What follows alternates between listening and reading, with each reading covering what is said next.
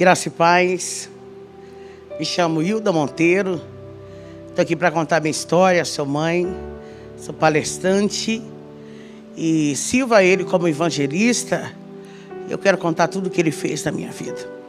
Nasci em um lar evangélico, pai, mãe, crente desde pequenos. A gente cresceu ouvindo falar desse Deus poderoso, desse Jesus que faz, desse Jesus que surpreende. Desde criança eu fui marcada por várias vezes com um ato profético. Sempre aonde eu ia, sempre aonde eu estava com a minha mãe, que foi líder do círculo de oração, a dona Noêmia, sempre as pessoas elas iam ao meu encontro e sempre trazia algo de Deus. Então eu cresci sabendo que Deus tinha algo para fazer na minha vida. E na adolescência com 16 anos de idade, eu já liderava jovens, né? Já regia, já fazia parte também com as senhoras no coral e sempre vivendo aquilo que Deus queria. Mas quando eu tinha 19 anos de idade, eu, por falta de maturidade, raiz, força, porque era tão corrido, a ida, era tão corrido o ensaio que eu esqueci do principal, que era ter raiz. Então o vento veio, a decepção veio, a frustração. E eu fiquei cheia de mágoa, eu fiquei cheia de ressentimento e aquilo cresceu dentro de mim que me afastou da presença de Deus. Eu nunca tinha ido no mundo, eu nunca vivi nada no mundo. Até 19 anos de idade. Estava com casamento marcado com filho de pastor. Estava tudo lindo, até eu deixar entrar dentro do meu coração a mágoa, o rancor. E eu fui para o mundo, onde tudo começou. O diabo, ele já tinha preparado tudo. Eu não tinha ideia do que eu ia viver. Eu não imaginava. Mas eu recordo perfeitamente de uma vez a minha mãe, ela estava em um congresso, ela estava gestante, naquele tempo era muito complicado. Em 82, 83, a gente não tinha recurso e ela não sabia de fato qual era o sexo da criança que estava na sua barriga. Eu lembro que um profeta, ela contando pra gente, que um profeta veio até ela e falou: olha, dentro do teu ventre tem uma menina e ela vai ser profeta, vai ser ministra, e o meu nome vai ser glorificado na vida dela. O inimigo vai fazer de tudo, mas no final vai ser o meu nome que vai ser glorificado. Caí no mundo com tudo, despreparada. Para você ver o tanto que foi sério, que a gente nunca na vida tinha passado em frente a uma boate ou algo do tipo. Então a minha primeira vez no mundo que eu fui, eu já conhecia a bebida, já conhecia a dança e eu achei interessante aquilo. E eu não queria mais saber de igreja, eu achava chato, não queria mais saber. Minha mãe sempre insistia, sempre ela dizia: Hilda, volta, filha, enquanto há tempo. Não vai, sempre ela batia nessa tecla, mas eu fui me aprofundando. E conheci o pai dos meus filhos em uma boate. Eu não imaginava quem ele era, mas ele já era um grande traficante naquela região. E a gente se envolveu. E daqui a pouco eu já estava envolvida totalmente em tudo que você possa imaginar do crime. Com um ano que eu estava afastada dos caminhos do Senhor, eu já tinha mais de 5 pontos de tráfico ali no Pará. Eu não conseguia mais sair, eu fiquei presa na maconha. Eu comecei com a maconha, o cigarro. Com a bebida eu não largava o uísque. Era 24 horas. Mas de verdade eu sentia um vazio na madrugada. Eu lembro que quando eu estava sozinho, quando o efeito das drogas, elas acabavam, as lágrimas desciam nos meus olhos. Mas eu não tinha força e eu estava já envolvida demais para retroceder. Foi quando a gente estava dominando a metade quase de todo o Pará. Mas minha mãe, ela não desistia. Tive filho, meu primeiro filho, o primogênito, que é o Lucas. Quando eu tive o Lucas, a minha família acolheu ele, pegou ele. Porque essa vida de tráfico, de correria, essa vida de assalto não é fácil. Não tem como construir família aí. É mentira, é roubada isso. A gente não consegue construir nada. A gente só consegue alguma coisa nessa vida se a gente estiver com Jesus Cristo de Nazaré. Preciso dizer para alguém que está ouvindo aqui, jovem, ei menina, não entra nessa vida, saia. O quanto antes é roubada, é fracasso.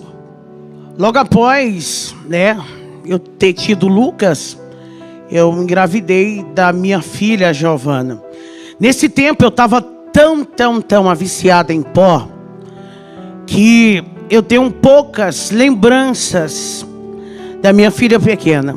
Nesse tempo a gente tinha tudo, tinha casa, tinha gente para fazer tudo dentro da casa, a galera do corre, tinha gente para fazer o que eu quisesse.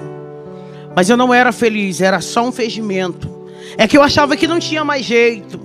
É que eu achava que a porta tinha se fechado. E eu me aprofundei tanto, que a Giovana, dela tinha 4 anos de idade, ela foi levada para o abrigo. Ela foi carregada. Eu tentava lutar. Eu lembro que por mais de 2 vezes eu tentei entrar lá dentro do abrigo. Várias vezes eu até mentia. Eu mentia muito nessa época. Eu dizia, quer saber, eu quero mudar de vida. Era nada, eu só queria estar perto dela. Porque sempre a maternidade, ela vai gritar forte dentro da gente. Meu terceiro filho, eu tive muito filho, gente. Meu terceiro filho, Marcelo, quando ele veio, eu já estava conhecendo um crack. Porque eu queria saber que droga era aquela que tantas pessoas queriam. Porque era 24 horas alguém batendo naquela janela. Eu falei, pô, quero conhecer esse crack. Porque ele deve ser o bom mesmo. É melhor do que o pó, do que a maconha. Porque todo mundo quer. E os comparsas, ele falou pra mim assim, pô, negona, na linguagem deles, se você entrar no crack, já era, hein? Se você entrar no crack, você não vai estar nessa patente. Porque eu já tinha o domínio. Eles me respeitavam como a traficante. Então eu tinha um respeito grande na favela. As pessoas onde eu passava, elas me respeitavam. Elas tinham que atender às minhas ordens. Então tinha um certo temor ali. Então eles me orientaram, ó, o crack ele está vendendo muito. Mas não entra nisso não. Só que eu tinha dentro de mim, dentro da minha mente, a ideia que nada pudesse me dominar. Que eu estava por cima. Que nada poderia me travar. Porque eu era o que eu era. E eu achava fantástico aquilo. As pessoas abrirem. Sabe, para me passar, vem chegando ela. Eu achava interessante aquilo, eu não imaginava que o que Deus tinha para mim era coisas maiores. Eu não imaginava que o que Deus tinha reservado para mim era coisas mais extraordinárias. O que o diabo dá para a gente é passageiro, mas aquilo que Deus dá para a gente é permanente. Isso é muito importante você ouvir isso. Quando eu já estava conhecendo o crack já mais de um mês, eu quero dizer que quando eu fumei pela primeira vez, eu não consegui mais largar dele. E olha que eu disse, eu me domino, mas desde o dia que eu experimentei o crack, eu lembro como se fosse hoje, que eu peguei um cachimbo e coloquei uma pedra em cima e falei, isso aqui eu quero só saber qual é a lombra. E eu não consegui mais ficar sem ele. O crack, ele se tornou tudo para mim. Tudo para mim, eu não conseguia fazer mais nada. A minha prioridade se tornou o crack. Eu não queria mais nem cheirar pó. Maconha, eu abandonei na hora. Eu falei, o crack é o que eu preciso. O crack, nessas alturas, os meus filhos ficavam indo e vindo. Até então a família, ela tentou lutar pela gente. Eles tentavam lutar, só que a gente não conseguia. Porque quando eu me afundei no crack, quando eu conheci o crack, eu não consegui mais me dominar. Então os meus parceiros, eles me abandonaram. Eles saíram porque eu já estava sendo dependente. Agora eu já não era traficante. Agora eu era uma usuária. Então tudo aquilo que eu tinha, o nome que eu tinha, foi se acabando. foi se acabando, porque eu não conseguia fazer outra coisa a não ser ficar com o cachimbo na mão 24 horas, era só dando ordem com o cachimbo. Então fui perdendo tudo, anel de ouro, cordão de ouro, moto, fui perdendo posicionamento. E o muito interessante isso aqui, gente, a catraca ela roda. Eu lembro que um dia eu estava lá em cima e quando eu dei fé eu estava nas ruas, Camandaraçúbia. Só que não estava já nas ruas, olhando para um lado e para o outro, tentando me refazer, mas eu não tinha mais ninguém. Detalhe, você não tem amigo no mundo, você não tem amigo do corre, você só vale o que tem. Quando você não tem mais nada, você não vale mais nada. Então não se iluda com os pássaros que batem no teu ombro, eles vão bater até você ter para eles. No dia que você não tiver mais nada, todos eles vão virar as costas. Só que a minha mãe, ela nunca virou as costas para mim. Nunca. Todo mundo dizia: ô dona Noemi, por que a senhora não desiste? Por que a senhora não larga ela? Não adianta. Ela já saiu na manchete de novo. Poxa, a Hilda vai aparecer qualquer dia desse aí no jornal, morta. Minha mãe dizia: não, o que Deus tem para fazer na vida da minha filha vai ser feito. Por mais que eu não veja, mas o mundo vai conhecer o Deus, eu não desisto. E ela subia nos morros, nas vielas, e eu lembro que isso era tão poderoso. Eu preciso falar isso, porque tem uma mãe me ouvindo aqui, tem mães que vão me ouvir. Não desista. E ela subia na favela e todo mundo abria o caminho e dizia: vai passando uma crente, deixa ela aí, porque a filha dela está lá no morro, lá em cima. Acredita que ela passava óleo de unção? Ela fazia tantos atos proféticos, e ela batia no meu peito, eu desnorteada, drogada mesmo, e ela batia no meu peito e dizia: Hilda, tem uma promessa de Deus para a tua vida. Eu dizia: mãe, não tem mais nada para mim nessa vida, eu não tenho mais nada, o que eu tenho é isso aqui, o que restou para mim é isso aqui. Mas sempre ela liberava uma palavra dizendo: filha, Deus vai te resgatar. E um belo dia na Cracolândia, onde eu estava, um terrível dia, meu irmão chegou até a mim e falou assim: vamos no hospital. Eu não imaginava o que estava acontecendo. Ele disse: vamos no hospital, que a mãe está mal. Quando ele falou aquilo, as minhas pernas, elas tremeram, porque a minha base era ela. Porque meu pai não entendeu o que aconteceu, ele não conseguiu compreender. Porque para ele foi doloroso. Ele criou a gente debaixo, sabe, de muita palavra.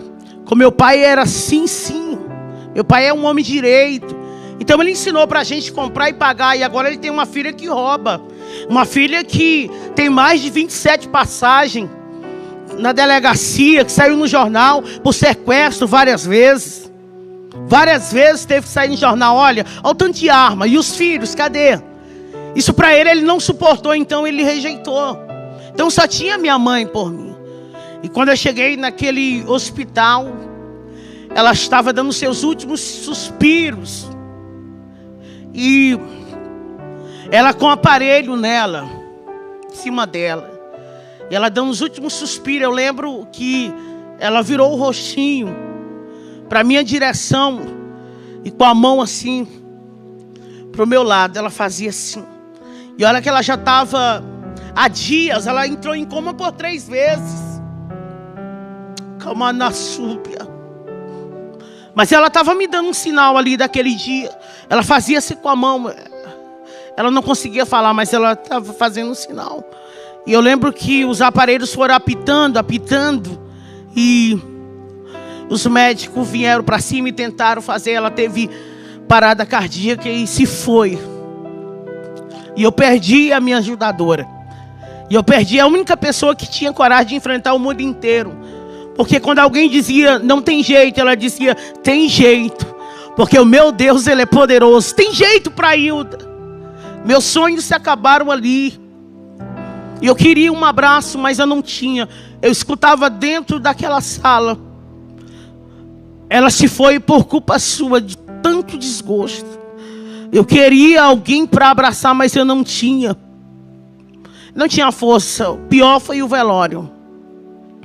Porque eu não tive acesso. Eu tive que ficar longe. Porque os meus irmãos não compreenderam. Eles não entenderam o que aconteceu. E eu gritava lá no portão, eu gritava, deixa eu ver ela. E eu pensei, o que eu tenho agora? Meus filhos não estão comigo. Meus filhos vivem na casa de um e de outro, em abrigo. A galera que eu tinha me abandonou. E a única pessoa que eu tinha que me amava, que eu sabia que me amava, era minha mãe. E agora ela está sendo enterrada. Eu falei, eu vou ser pior do que eu fui. Agora que eu vou fazer muito mais. Eu vou fazer o dobro de tudo errado que eu fiz até hoje. Eu fiquei com mais ódio de todo mundo. Eu comecei a tramar coisas a respeito da minha família. Deus, Ele, no meio disso tudo, alguns projetos diabólicos que eu fiz contra a minha família, Ele deu livramento. Eles ouvindo aqui agora, eles sabem disso. Que por várias vezes eu tramei a morte de pessoas ali, porque eu queria me vingar. Porque ninguém deixou ver minha mãe. Eu queria fazer de tudo para eles sofrerem. Eu queria fazer eles sofrerem. Eu lembro que foi mais de 5 vezes que eu arrombei a residência do meu pai. Várias vezes. Outras vezes eu ficava só dando sinais para alguns entrarem. Mandassúbia. Mas eu pensava que estava no fundo do poço. Eu não imaginava que tinha mais coisas ainda tristes para mim viver. Como eu já disse, eu estava sem ninguém. Estava só, mas ficou a minha irmã. A minha irmã, ela começou a se compadecer de mim. E ela começou a fazer o que minha mãe fazia. Levava comida, que eu passava dias sem tomar banho. Eu estava num estado de rua aqui agora. Eu estava muito dependente do crack. Amor, eu sentia vontade de ver meus filhos, mas eu não tinha força. Eu sentia vontade de um dia reconstruir tudo, mas eu não tinha força. E eu só pensava nela. Mas eu lembro que ela tentou refazer tudo que minha mãe tinha feito. Mas o pior também aconteceu. Parecia que tudo de ruim estava acontecendo na minha vida. Aquela vida maravilhosa que eu tinha se acabado. A ilusão. Cadê aquela vida que eu tinha? Aquela cama fofa. Que agora eu já estava dormindo na rua. Cadê, gente? Cadê os carros? Cadê os pássaros? Não tinha mais ninguém, só tinha ela. Mas ela também morreu. Ela também se foi. O que é essa agora? O que fazer agora? Eu pensei que estava pior. Eu descobri que eu estava grávida. Não vi a criança crescer. Não vi a criança se mexer. Não vi nada disso. Um dia, eu comprei 10 gramas de crack e falei, hoje eu vou fumar tudo isso e depois vou tirar minha vida. Eu quero pelo menos ter uma overdose. Eu já estava na veia. Eu falei, vou fumar tudo isso e depois eu tiro a minha vida. Por que viver?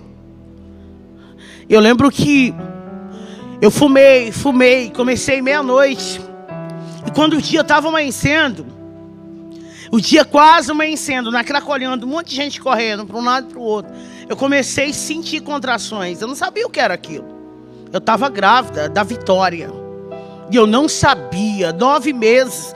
Eu vim descobrir que eu estava grávida no dia que eu tive ela. No meio do nada. Só tinha moradores de ruas. Quando eu senti aquelas dores. E ela nasceu, pequenininha, 2 quilos. No meio do lixo. Ela nasceu envolvida naquilo, eu não tive força nem para pegar ela, eu não tive reação. Alguém correu e veio, pô, a negona tá tendo filho. Começou a gritar e o povo começou a aglomerar ali e eu não consegui nem me mexer, fazer nada. Eu lembro que alguém cortou o umbigo ali e pegou aquele pacotinho, aquele bebê e arrancou assim, ela estava dentro daquela bolsa e tirou. E alguém falou, é uma menina. Eu falei, ela tem que ser chamada Vitória. Ela é uma vencedora. A Vitória, ela foi doada. Eu dei a minha filha.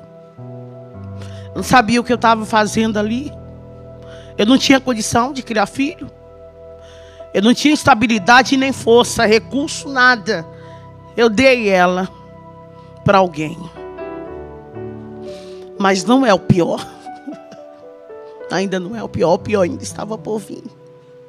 E ela sumiu e eu lembro que eles chegaram até a mim. Alguém chegou até a mim e falou assim, nossa, você precisa ir no médico. Que você precisa ir. E quando eu cheguei lá, eu descobri que tudo dela estava ainda dentro de mim. Eu lembro que eu gritava dentro daquele hospital porque não pegava anestesia em nada dentro de mim. Porque tudo estava aqui dentro. As placentas, tudo. E eu vi o desamor ali. Porque alguém disse, não, é moradora de rua. E eu disse, está doendo tudo aqui. E eles diziam, é moradora de rua. Mas Deus escolheu todos nós. Para cada um, Deus tem um projeto e uma promessa. Para cada um, Deus tem um projeto e uma promessa. Não importa o estado que você está. Eu não sei em que estado que você está passando. Mas há uma promessa de Deus para você viver. Há uma saída para você. Tem jeito. Tem jeito. Quando eu voltei dali, eu fui convidada para fazer um assalto. E eles disseram para mim, Negona, eu quero te dar uma chance, viu? Nós queremos te ajudar de novo, sabe? Você vai ficar observando agora. Você vai ser aquela que vai estar olhando. Nós vamos meter o bicho ali. E você vai ficar observando tudo.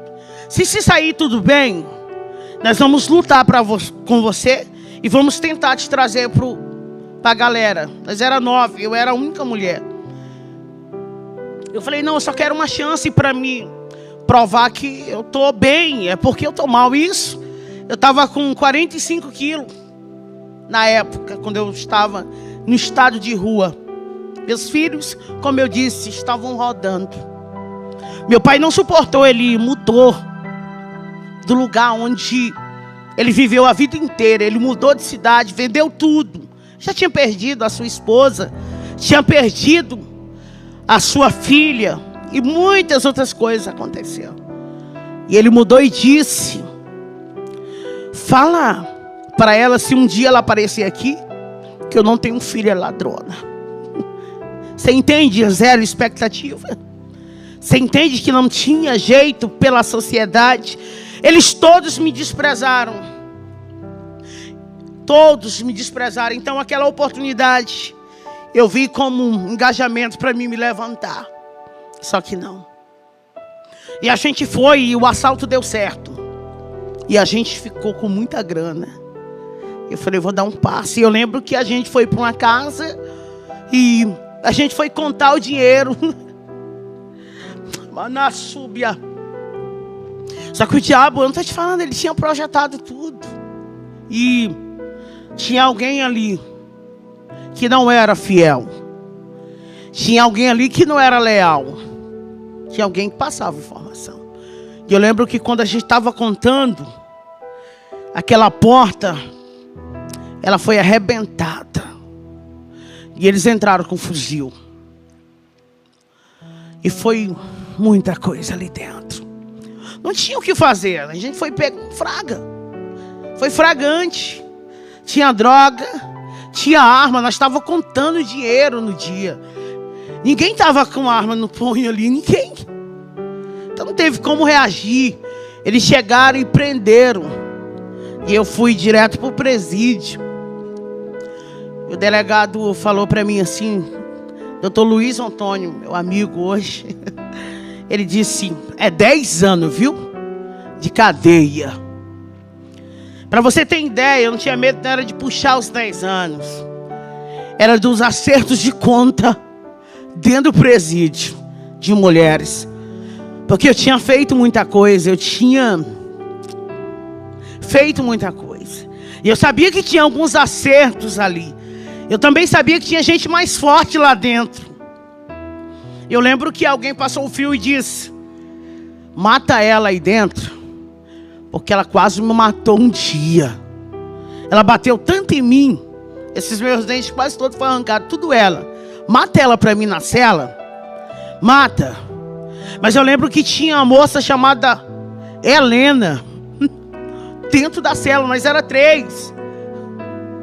E ela ficava cantando o hino da harpa 24 horas. E ela ficava, porque ele vive. Nós podemos crer no amanhã. Eu tentava tampar o ouvido, eu recebi muitos presentes vindo de Deus, Bíblia, livros. Eu jogava tudo fora, eu falava: Deus nunca me amou. Porque eu cantava para Ele, porque eu regia no coral. Olha o que aconteceu, olha o que fizeram. Será que Deus existe? Amanda Súpia. E a ordem vinha lá do outro pavilhão: mata ela, mata a negona. E as outras 2 até pensaram: vamos pegar um chuncho, e na hora que ela deitar de bruça, a gente chega bem no peito e pronto, a gente dá uma chunchada nela. Só que a Helena era mistério de Deus dentro da cela. Porque quando a notícia chegou, ela disse: ela não, Deus tem algo para fazer na vida dessa negona aqui, ó. Nossa, eu vejo ela com uma potência, sabe? E eu consegui. E eu lembro que com 15 dias me chamaram de novo. E ele falou: Hilda, você vai ser solta. Eu não sabia, mas tinha uma trama por aí. Você vai ser solta. Eu falava: como assim ser solta? Não paguei nada, não fui questionado em nada, nem nada, gente. Nem meu advogado. Nada.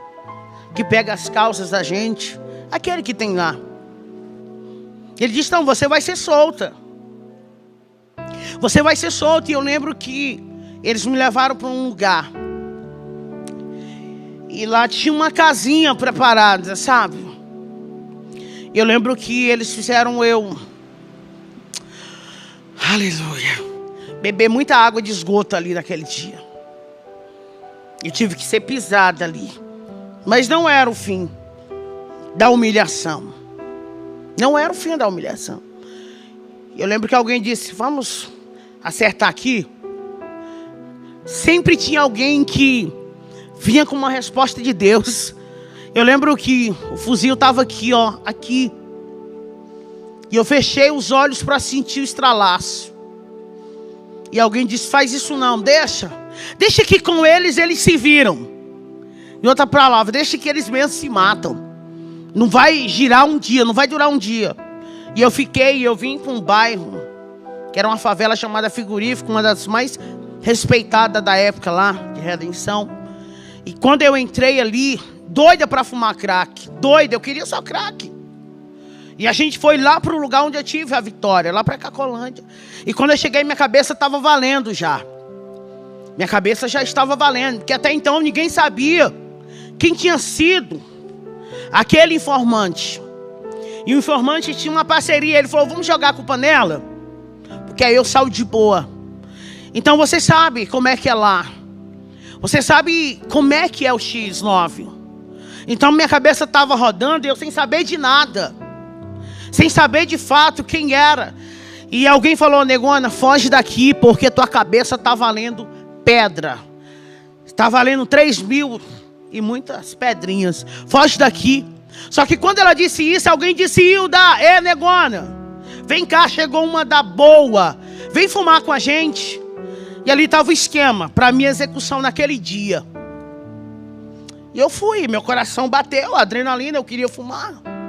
E eu lembro que eu sentei de um lado de uma garota e do lado de outra. E o cara que estava já com o esquema da execução ficou em pé, porque ele tinha que dar sinal para os caras virem na hora, que eles estavam de moto do outro lado. E ele falou para mim: fuma tua última pedra aí, negona. Eu senti a morte ali, mas eu não estava nem aí mesmo.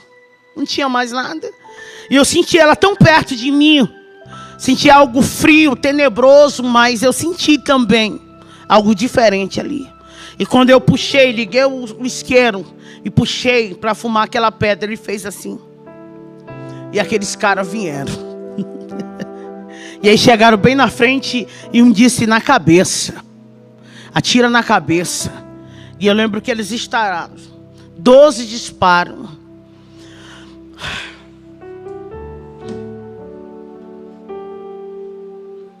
Mas tinha um escudo ali, bem na minha frente, sabe? E eu via os fogos. Eu sabia, eu entendo de arma. Era um Tauro, e eles estavam atirando, e eles diziam, atiram. E eu lembro que uma caiu em cima de mim, e a outra em cima, e a gente caiu. E eu sentia só queimar. Mas de repente eu estou levantando, e eles disseram, corre, que a polícia foi acionada. E eu consegui me levantar com elas em cima de mim. Eu peguei uma que estava grávida, ainda consegui correr para a rodoviária. E hoje eu passo lá e eles ficam tirando foto. E eu corri para a lanchonete, deixei aquela menina ensanguentada. Mas nenhuma bala entrou, só tem as marcas. Nenhuma entrou, e eu corri para cima de um morro e fiquei lá por 3 dias. No Serrinha. Sem saber o que estava acontecendo. E eles virou notícia de jornal. Morreu uma grávida e uma trabalhada. E aquele que armou, ele morreu também. E eu estava viva, sanguentada, meio do mato. Foi 3 dias, mas com 3 dias eu não aguentei. Eu tinha que beber água. Me deu fome, eu não estava noiada. Eu tinha que descer, e eu venho descendo. Na Otávio Batista Arantes, no setor Serrinha. Eu venho descendo, 9 horas da manhã. Quando vem aquelas irmãs do círculo de oração. Elas estavam saindo da igreja. E uma marchou e disse para mim no meio da rua: foi eu que te dei livramento. Manassorirebia Candarábia. Foi eu que cuidei da tua vida. Ei! Deus manda eu te dizer: sai dessa cidade ainda hoje.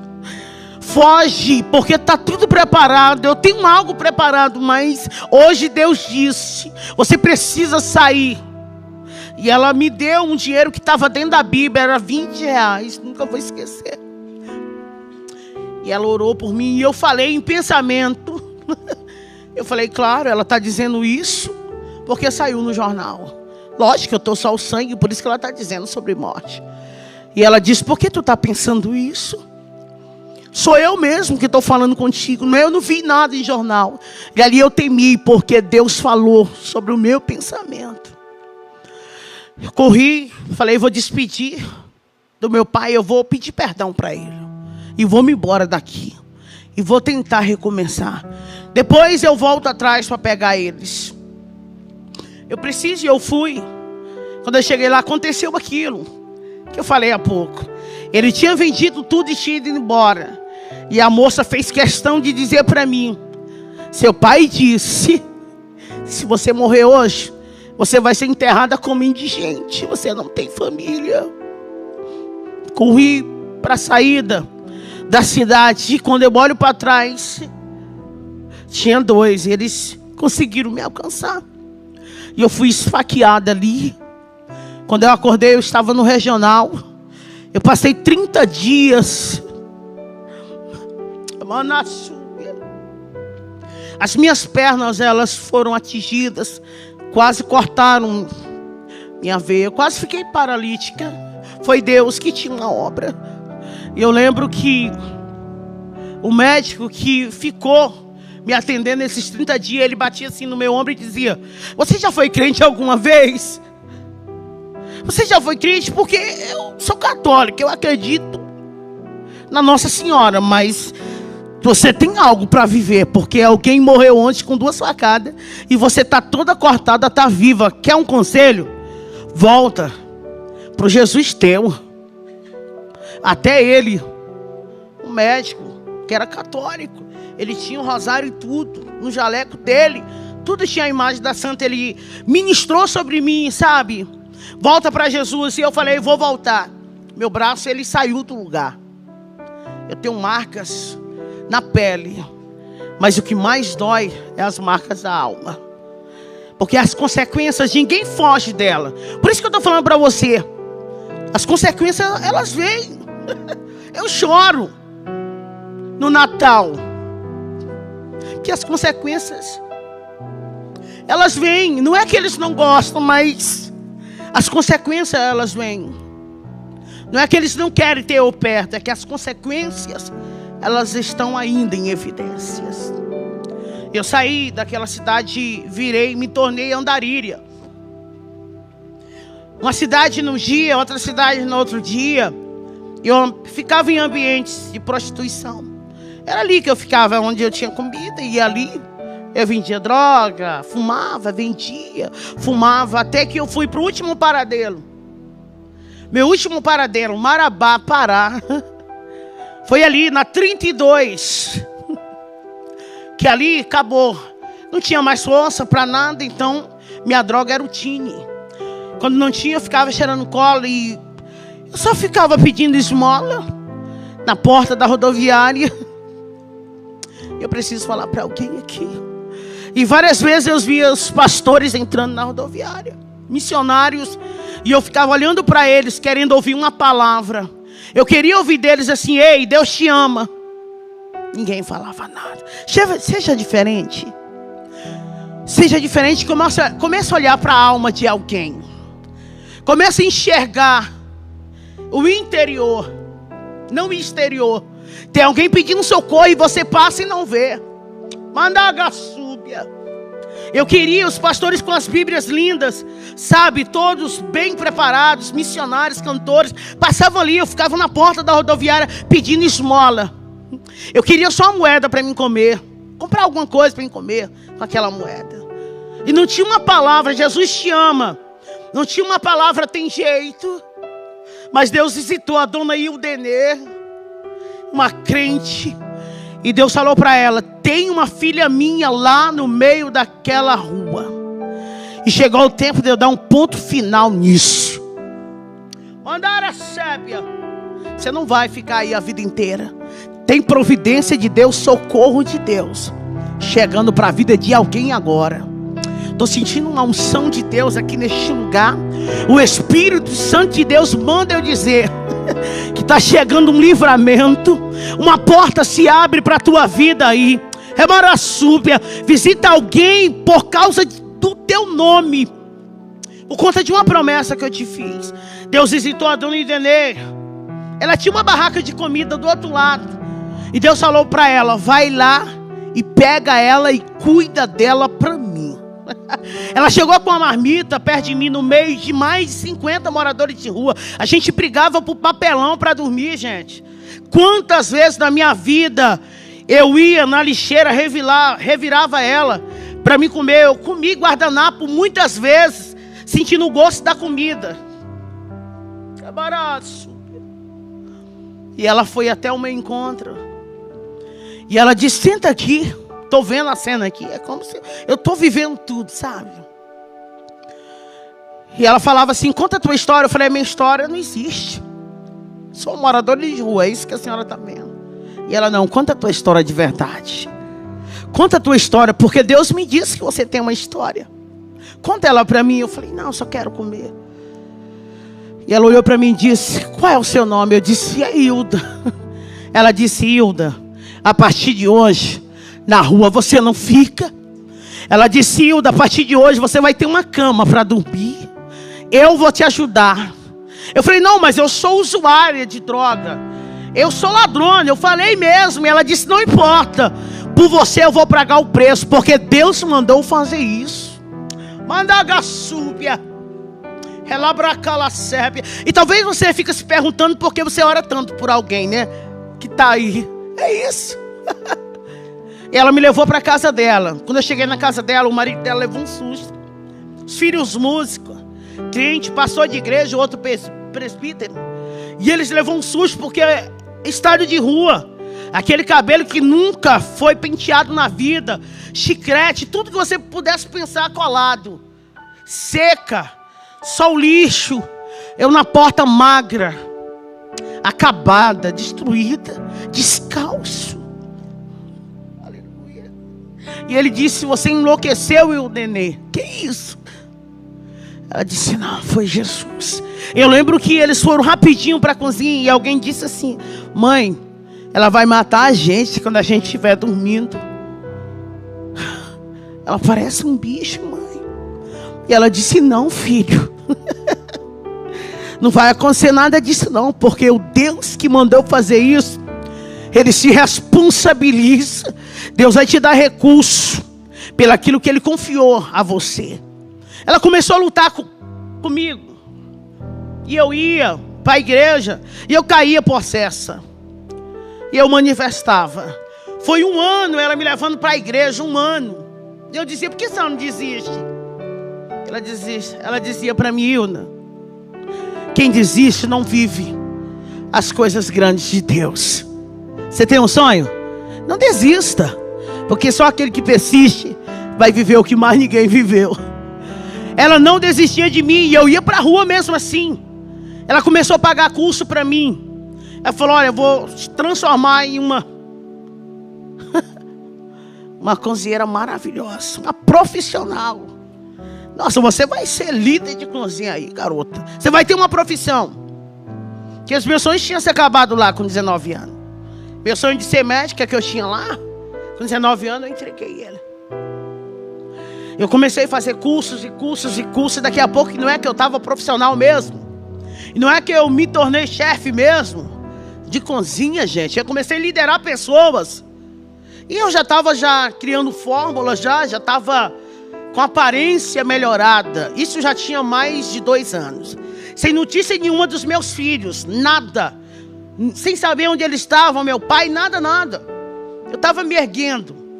Mas o crack, eu não conseguia largar o crack. Eu não conseguia. Eu tinha um salário bom ali. Só que quando eu pegava o meu pagamento, eu dava uma parte para ela e a outra eu ia me drogar. E eu chorava muito depois que eu ficava drogado. Eu chorava porque Deus me dá tanta chance e eu jogo todas. Todas as chances que Ele me dá eu jogo fora. E um dia eu fui em um traficante. E ele falou para mim assim: por que você não larga essa vida? Por que você não larga essa vida? Eu vou te dizer uma coisa. Aqui no meu ponto, eu não te vendo mais nenhuma pedra de crack. Porque você tem algo diferente. Por que você não larga essa vida? Até ele falou assim: você tem um jeito diferente. Aqui você não compra. Aqui nessa folha eu vou falar para todo mundo: você não vai mais comprar. Sai dessa vida. Eu fui em outro. Para resumir tudo aqui. E ele me vendeu. E eu saí e ele falou para mim algo assim: ó, hoje é sexta-feira. E você sabe que está matando muitas mulheres aqui. Foi um alerta ali. Você sabe que aqui está amanhecendo todo dia 6, 7. Não vai pela rua tal não. Para não ficar. Eu estou te dando esse conselho. Só que aquilo foi algo tão tentador por conta da adrenalina que o crack faz a gente sentir. Que eu falei: nossa, essa rua, o que tem lá? Eu fiquei pensando, e o diabo, ele estava ali. E ele falou: boba, vai por ela mesmo, que é bem perto. Você não está doida para fumar? Então corta um atalho. Porque se você for por aquele caminho, você vai demorar a chegar. E eu sei que você quer fumar, então vai por esse. Eu não sabia, mas ali era um ponto de desova humana. Ali eram os acertos de conta ali, naquela rua. Tinha uma ponte, uma rua negra. O nome da rua, até hoje, isso existe, todo mundo sabe do que eu estou falando. É a Rua da Morte. E a ponte é batizada como a Ponte da Morte. E o diabo disse: passa, porque era a última cartada dele. Que ele tinha feito de tudo já para me tirar a vida. Só que a minha vida era do Senhor. Ele fez muita coisa, só que na minha vida Ele nunca tocou. E quando eu vou passando na ponte, louca para fumar descalço, porque eu já estava vivendo as loucuras da reação do crack. Eu quase perdi esse meu dedo aqui, porque eu ficava fazendo assim no asfalto. Eu puxava o cabelo, eu via pessoas que não existiam. Ninguém sequer tinha coragem de fumar uma pedra comigo. Porque logo que eu fumava, eu ficava agressiva e atacava todo mundo. Eu lembro que eu batia, eu corria, eu tirava salto no meio da pista. Eu puxei os meus cabelos todos aqui. Isso aqui já é um trabalhar de Deus. Isso tudo que você está vendo aqui é Deus sendo glorificado em uma história de alguém que era improvável, mas venceu por conta de uma promessa. E no meio daquela ponte tinha alguém terminando de desovar um corpo. Eu lembro que o isqueiro dele foi aceso e ele estava com uma arma desse tamanho, uma arma branca, um facão, e aquele corpo estava todo já cortado. Estava tendo uma execução. E eu lembro que eu parei no meio daquela ponte da 28, em Marabá. Eu dobrei meus joelhos porque eu estava pisando nos órgãos dela ali no meio da ponte. Estava fazendo barulho, o sangue pingava na água e fazia tchá. Quando eu olhei, que ele riscou o isqueiro de novo, só estava daqui para cima. Ele tinha cortejado a menina. Saiu no jornal isso tudo. Isso aqui saiu no jornal. Isso aqui não tem como esconder. Isso aí. O mundo viu. O Pará viu. Foi um acerto de conta. Porque alguém namorou alguém que não podia. Cuidado, filha. Ouça sua mãe e o seu pai. Ouça os seus líderes. Não, amigos que te arrancam da presença de Deus não são amigos. Porque amigos, eles te aproximam de Deus, não tira você de perto dele. E eu dobrei meu joelho ali e eu comecei a chorar. Aí eu lembrei dos hinos que minha mãe cantava. Eu lembrei da gente caminhando num trieirinho na roça, na súbia, indo para uma igrejinha de palha, adorar o Senhor e aprender na escola dominical. Eu comecei a lembrar dos meus filhos.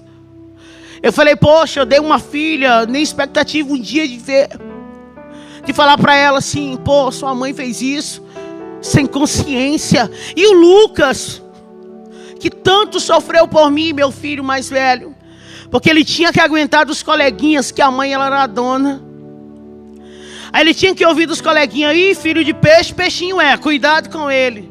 E eu lembrei do meu filho, como eu não vou poder abraçar ele e dizer, filho, perdoa a mãe. Como que eu vou olhar para Giovana? Eu queria ter essa oportunidade. Foi um filme ali no meio daquela ponte. Eu lembrei daquela profeta de manhã. Eu lembrei daquele médico. Eu lembrei de tudo. Mas não tinha mais jeito. Estava eu e um corpo e alguém matando. Tinha terminado, perdão, de matar alguém. Não tinha para onde eu sair. Não tinha luz. Não tinha pessoas. Não tinha casa ali perto. E eu falei para Jesus no meio da ponte. Eu sei que o Senhor me deu a oportunidade.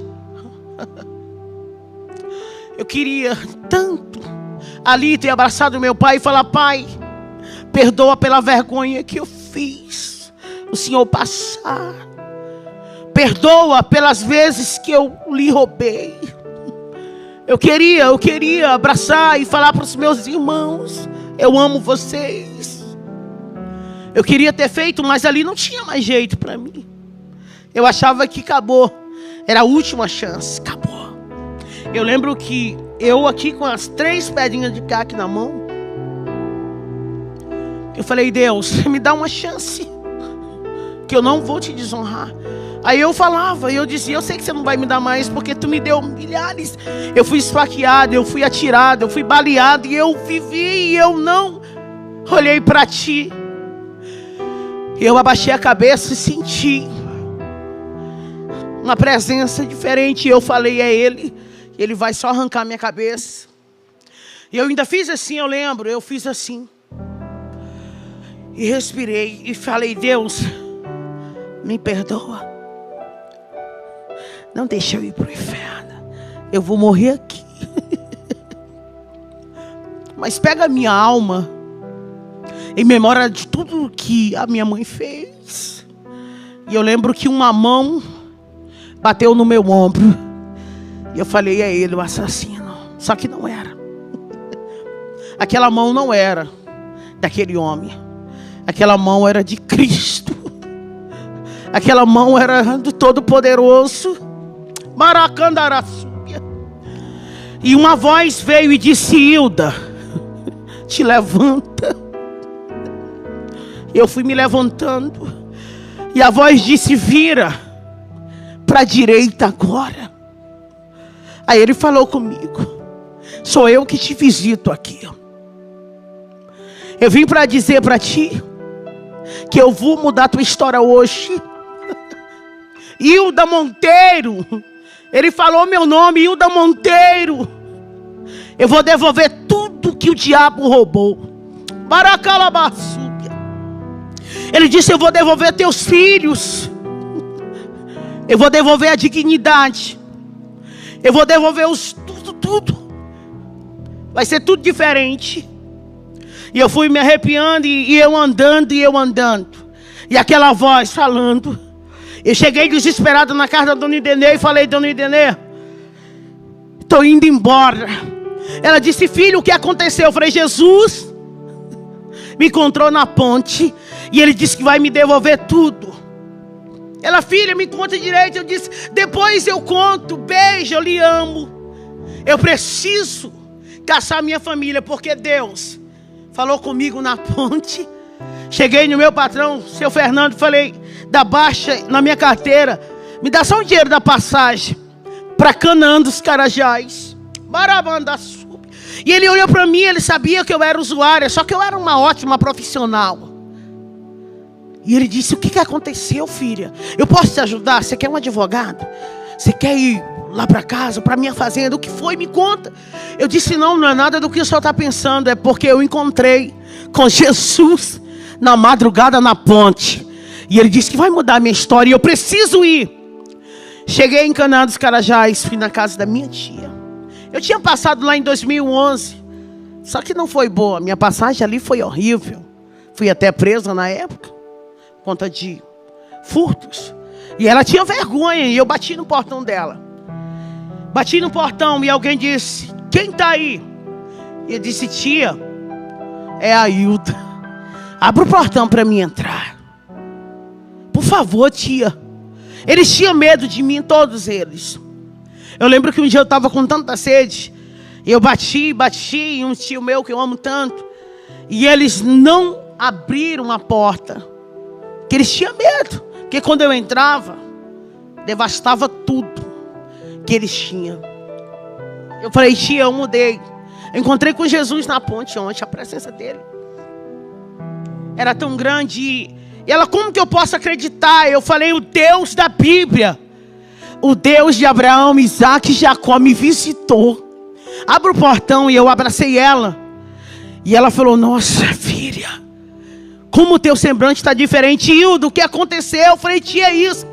A senhora ama a Deus? Ela disse: eu amo. A senhora ama a palavra dele? Ela disse: eu amo. Eu falei: então me dá o endereço do meu pai agora, porque eu sei que a senhora sabe onde ele está. E ela disse: eu não posso fazer isso. Eu falei: mas a senhora disse que ama Deus e ama a palavra. Tia, me dá o endereço do meu pai, por favor.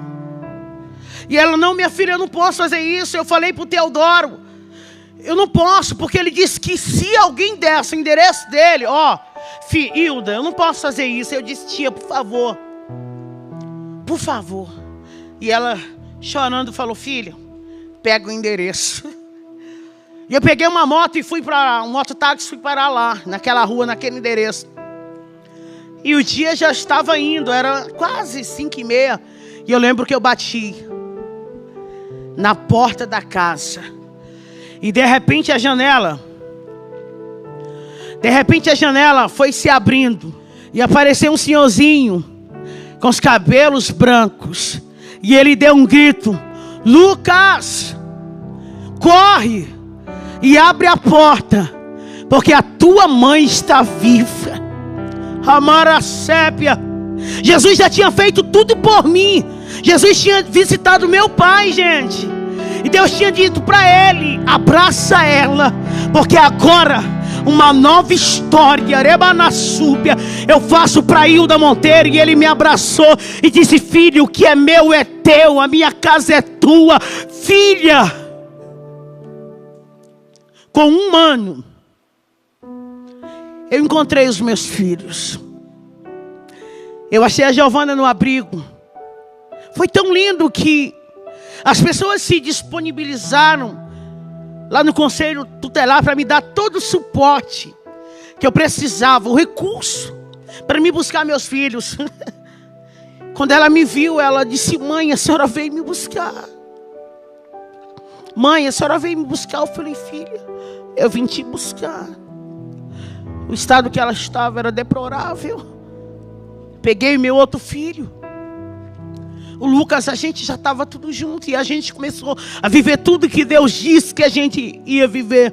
E Deus começou a fazer as coisas crescerem. E a minha casa estava bem. E eu comecei a entender o que era propósito e chamada. Então eu conheci a palavra de verdade. E eu me apaixonei. E eu comecei a pregar, comecei a cantar novamente. E eu cantava, e eu pregava. E Deus dizia: conta o que eu fiz na tua vida. E eu comecei a ficar em guerra e falando: Deus, o que eles vão falar? O que eles vão pensar? E Deus disse: Hilda, não é sobre o que eles pensam a respeito de você, é sobre o que eu penso a teu respeito. Abra a tua boca e fala tudo o que eu fiz, porque o meu nome vai ser glorificado no Brasil inteiro. Porque o meu nome vai ser glorificado nas nações. Porque o Deus do impossível, o Deus que pega o pecador, que ergue do pó, do moturo necessitado, e faz ele se assentar com príncipes, é o Deus que está falando contigo. Bem, estava fluindo tudo. Só que eu queria encontrar a minha filha. Aqui eu dei ela. Estava tudo lindo, eu com os meus filhos. E eu comecei a me dedicar, a fazer tudo. Era uma cobrança dentro de mim. Eu dizia: eu tenho que fazer tudo por eles, porque eles sofreram tanto. Hoje eu quero dizer para vocês que meu pai mora comigo tem 7 anos. É meu amigo, meu companheiro. Meus filhos são os meus intercessores. Hoje eu falei: Deus, eu quero encontrar com a minha filha, porque eu quero saber que jeito é o rostinho dela. Eu queria saber que jeito era ela. Eu vi ela só dentro de um saquinho bem pequenininho na mão de alguém. E um belo dia eu fui cantar em um congresso. Eu estava cantando: Deus mudou a minha história, Deus, que é o meu hino da minha história. E de repente tinha alguém sentado lá naquela arquibancada, que era num ginásio. E alguém disse: nossa, ela parece com alguém, sabe? Eu estava na cidade onde eu vivi, e o pior, que eu fui cantar lá, porque Deus, quando decide honrar você, Ele honra onde você foi mais humilhado. E aquela família veio até a mim e disse: nossa, vamos convidar essa cantora para cantar no nosso congresso? Nossa, a voz dela, eu quero ela lá. Aí aquela menininha veio com eles. Eu não sabia, mas era a família da Vitória. Era minha filha ali. E ela falou: como é que eu faço para te levar data tal, dia tal, para cantar no congresso? A senhora prega também? Eu falei: prego. Aí quando ela estava falando comigo, eu olhei para ela.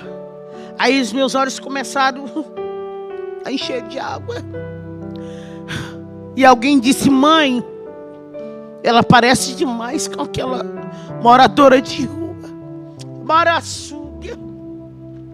Mas ela não é daqui. Aí eu falei: mas eu morei 30 anos aqui. E um dia eu dei minha filha aqui. Aí eu comecei a contar tudo. E daqui a pouco a gente estava todos abraçados. Quer que eu te diga uma coisa? Deus, Ele faz o sobrenatural. Aquilo que não existia, criar existência pelo poder da palavra dele. E eu encontrei com a minha filha hoje. Ela manda aqueles áudios para mim, sabe? E fala: mãe, eu te amo. Aí ela fica dizendo para todo mundo: eu tenho uma mãe cantora. Deus está trabalhando. Ela ainda não está comigo, mas ela está com a família tão linda.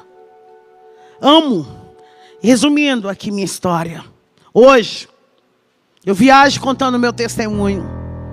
Hoje, aonde eu vou, eu falo quanto Deus é extraordinário. Hoje eu sou essa mulher aqui. Hoje eu dou palestra para mulheres.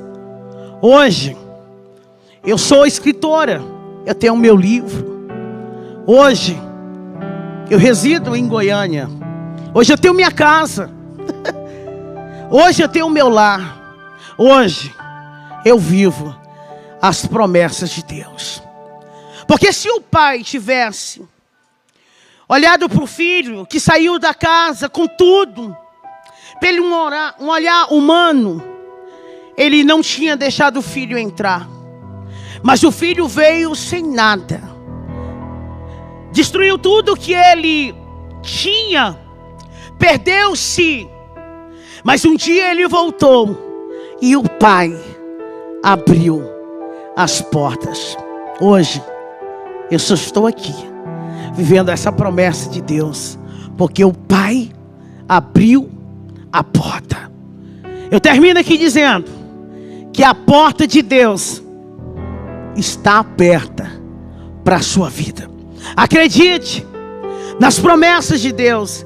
Não desista, porque o que Ele tem para a sua vida está só começando. Hoje eu viajo no Pará inteiro e as pessoas falam: nossa, você era aquela. Hoje nós estamos aqui para viver esse sonho que um dia Deus sonhou. E eu encerro dizendo: muito obrigada, meu Deus. Hoje eu estou restituída. Hoje eu estou vivendo tudo que minha mãe chorou um dia e profetizou. Não desista, porque Deus é fiel.